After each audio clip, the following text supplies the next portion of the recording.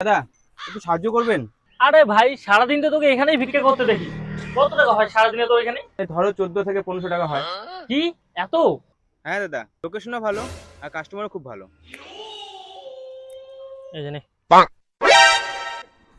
শালার এত টাকা ইনকাম ভিক্ষা করে। মালটা যদি ডেলি 14-15 টাকা করে ইনকাম হয়, তাহলে মাসে ইনকাম কত? 42,000! চাকরি করে আমি মাসে 15,000 টাকা পাই, আর এই মালটা ভিক্ষা করে মাসে এত টাকা কামায়। মা, মা, আশীর্বাদ করো, আজকে নতুন একটা জব পাইছি, সেখানে যাচ্ছি। বাল করে চাকরি। ধুর বাল।